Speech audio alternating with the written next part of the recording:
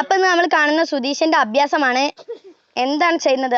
വാവ്, ഒരു കുളത്തിൽ നിന്നിട്ട് ഏന്തി വലിഞ്ഞൊരു ചെരുപ്പ് എടുത്തിരിക്കുന്നു. ഇതാ ചെരുപ്പ്, അത് ആ കോൽ തന്നെ രണ്ടാമത്തെ ചെരുപ്പ് എടുത്തിരിക്കുന്നു. എന്താണ് സുധീഷിന്റെ അഭ്യാസം? അഭ്യാസം കളിക്കുന്ന ആളാണ് സുധീഷ് എന്ന് പറയുന്ന വ്യക്തി. നിങ്ങൾ കണ്ടു നോക്കൂ മക്കളെ, നിങ്ങൾ കണ്ടു നോക്കൂ. ഒരു കുഞ്ചു എന്നൊരു പാവം പയ്യന്റെ ചെരുപ്പാണ് സുധീഷ് സഹായിച്ചു കൊണ്ട് എടുത്തിരിക്കുന്നത്. ഇതാ കുഞ്ചുവിന്റെ മുഖം നമുക്കൊന്ന് നോക്കാം. കുഞ്ചു, താങ്കൾക്ക് എന്താണ് പറയാനുള്ളത്? എന്താണ് ഈ സുധീഷിനെ പറ്റി നിങ്ങൾക്ക് പറയാനുള്ളത് കുഞ്ചു?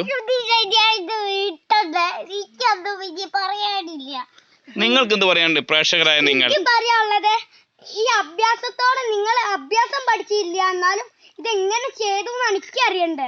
അതെ, നിങ്ങൾക്ക് എന്ത് പറയാനുണ്ട്? അല്ല, നിങ്ങൾ ആ വെള്ളത്തിൽ വീഴാൻ പോകുമ്പോ തന്നെ അത് ബാലൻസ്, നിങ്ങൾക്ക് ചെയ്യാൻ പറ്റുന്നുണ്ടല്ലോ. ബാലൻസോടെ നിങ്ങൾ അത് എങ്ങനെയൊക്കെ എടുത്തു, രണ്ട് ചെരുപ്പിന് നിങ്ങൾ അത് എങ്ങനെ എടുത്തു? അതെ, അത് സുധീഷിന്റെ ഒരു ഐഡിയ ആണ്. ഐഡിയ ആണ്. സുധീഷ് മാജിക് പഠിച്ചിട്ടുണ്ടോന്ന് അറിയില്ല, എന്നാലും പഠിച്ചിട്ടുണ്ട്. സാഹസികമാണ് സുധീഷിന്റെ. സാഹസികതയാണ്, എന്നാലും അത് ഞമ്മക്കറിയില്ല എങ്ങനെയാണെന്നൊന്നും. ചിലയിടത്ത് റെഡിയാവും, ചിലയിടത്ത് റെഡിയാവില്ല. ലക്ഷ്മി എന്നൊരു ചെറിയ കുട്ടിയുണ്ട്. ലക്ഷ്മി എന്താണ് നിങ്ങൾക്ക് പറയാനുള്ളത്? പറയൂ. സൂപ്പർ അല്ലേ? അടിപൊളി ആളന്നെ.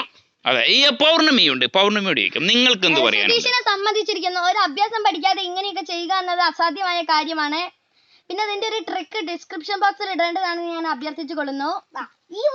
ഓക്കെ, നിങ്ങൾക്ക് വേണ്ടിയിട്ട് ഞാൻ അത് ഈ ഒരു കുഞ്ഞു വടിയോണ്ടാണ് സുധീഷ് ഇത്രയും വലിയൊരു അഭ്യാസം ചെയ്തത്. ചെരുപ്പ് അവനെ ഏന്തി വലിഞ്ഞ് ബാലൻസ് ആക്കി എടുത്തത്. അത്രേ നമുക്ക് പറയാനുള്ളൂ. Thank you.